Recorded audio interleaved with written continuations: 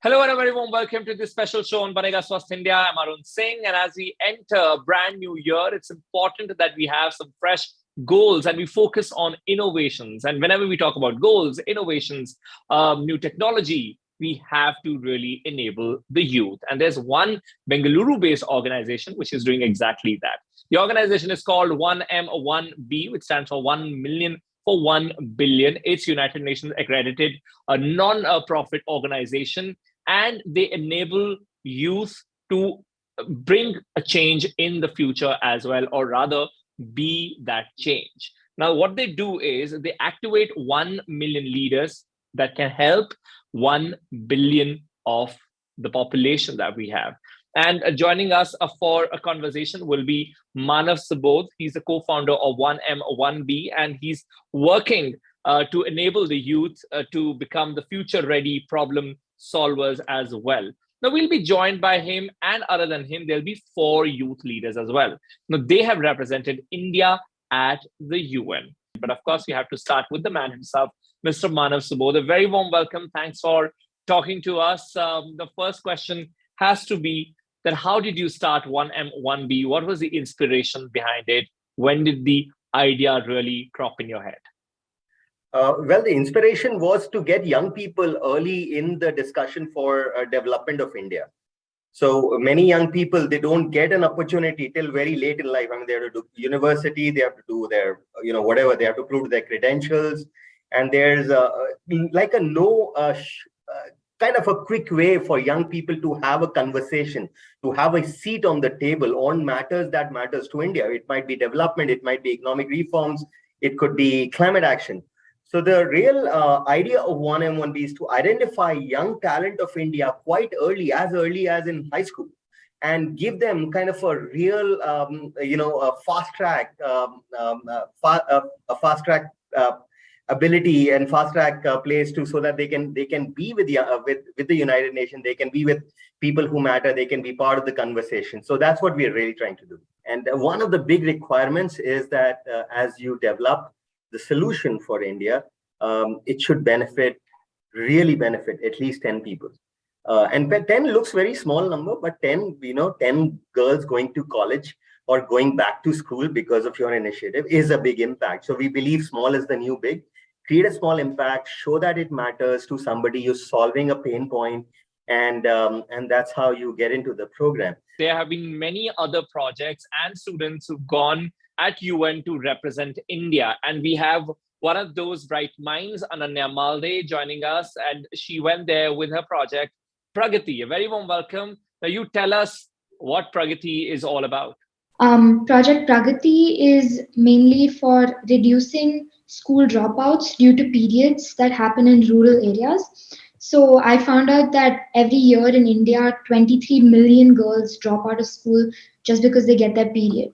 And this is a very shocking statistic. So I decided to do something to change this. I was aware that girls' dropouts happen in rural areas, but I didn't know that the contributing factor was mainly periods, because to me, I always thought of it as a natural bodily process, a biological process that happens for everyone. So it shouldn't be a reason for these school dropouts, and it shouldn't be a reason for children to forgo their education, because if one girl drops out now, then this can have implications for so many future generations, because that's going to continue the chain of a patriarchal society in India and have lots of implications for the whole family. But when you go to these rural areas, you must be having some curriculum via which you educate these girls.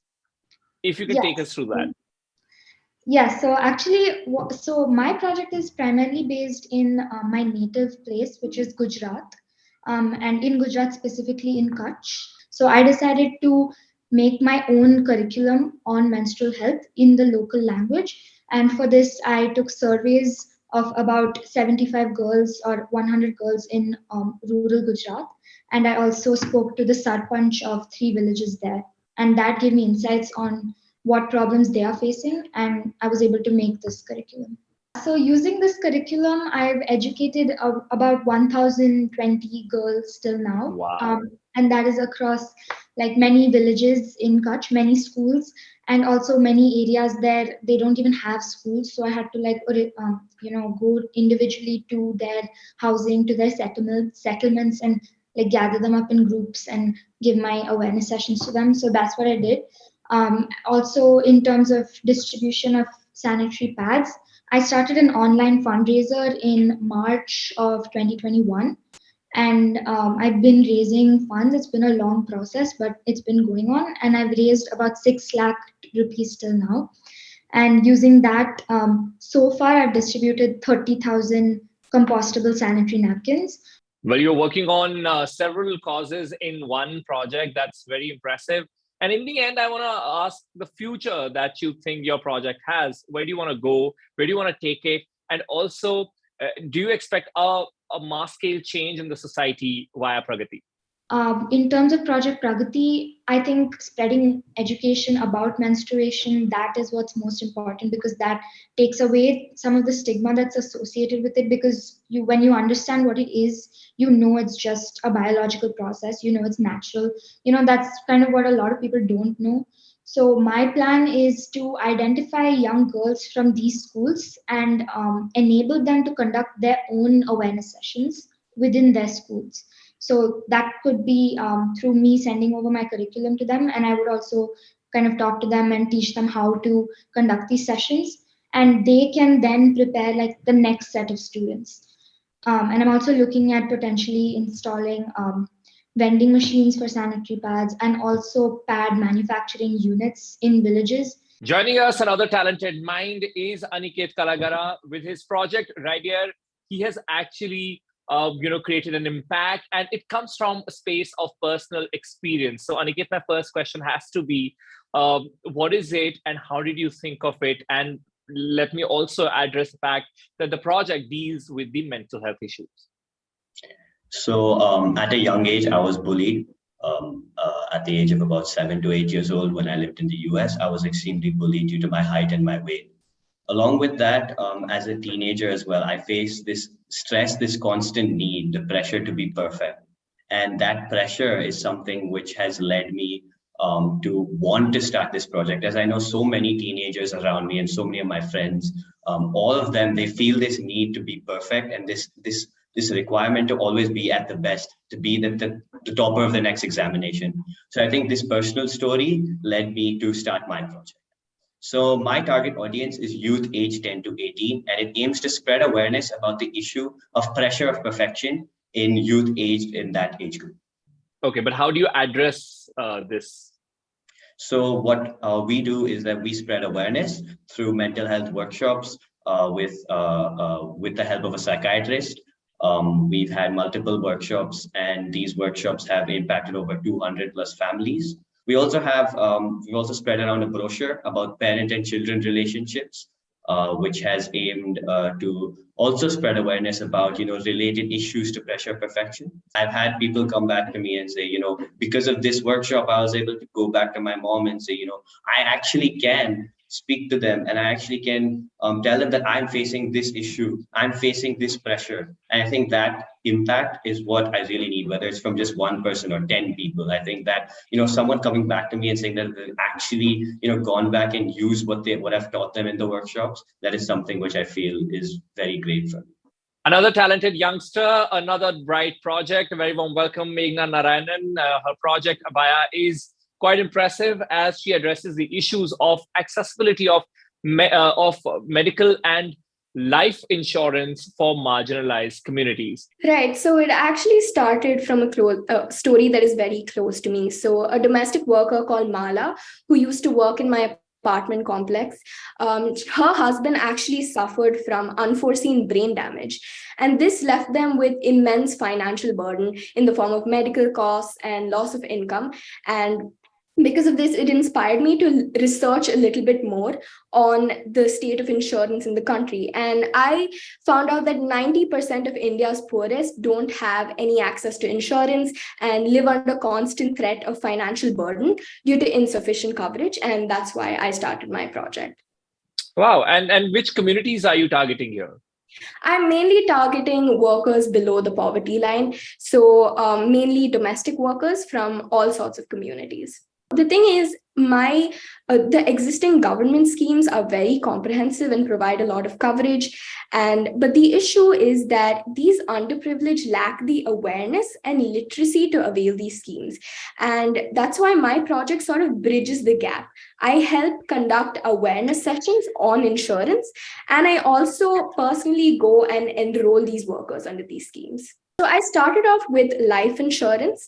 So I mainly avail government insurance policies for these domestic workers. I identified 2 life and disability insurance policies.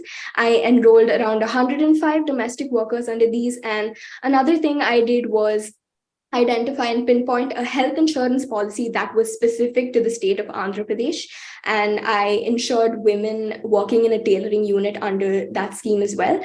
And I also conducted a fundraiser through which I raised money and purchased COVID-19 insurance for around 259 sanitation workers. In the future, I would like to build teams in different states of the country, and each team will focus on availing all India and state-specific insurance policies for residents of their specific states. I would also like to partner with more NGOs and organizations that are in close connection with beneficiaries. This will help expand my geographical outreach and will also help sustain the project. And now our last guest for this video, Anvita Kolipara, very warm welcome. And we'll be talking about her project Soul Edu, which she presented at UN. And this is an initiative that informs the rural population about usage and benefits of solar power. Very warm welcome once again. Anvita, first, if you can take us through your project, a brief introduction, please. Yeah, so my name is Anvita Kolipara. I'm a 16-year-old who goes to the International School of Hyderabad, and I was chosen as one of the speakers at 1M1B's Activate Impact Summit at the United Nations headquarters in New York for my project, Project Soul Edu. Project Soul Edu essentially conducts workshops for rural children between the ages of 10 to 15 across villages in India on solar power, and we also provide these children with access to solar-powered lamps that they build themselves. What really the factor that made me realize this was when I moved from America to India. When I moved, I saw a huge disparity in access to basic resources, such as not only energy, but also like food and water. And especially when I visited my grandparents who live in a rural village in Andhra Pradesh, Telangana, I really saw this disparity. I saw frequent power cuts, and I saw the effects that they've had on so many rural children. For example, rural children weren't even able to do things as simple as study at night. And that's when I knew that I had to make a change. So our plan of action is initially a 4-stage plan of action. Our first stage is through national and small-scale workshops in rural villages, where we just go to schools and conduct workshops on the importance of solar power, which is especially crucial taking India's energy context into consideration. And then we go on to actually conducting, providing these solar-powered lamps, small solar-powered lamps to rural children for them to build themselves.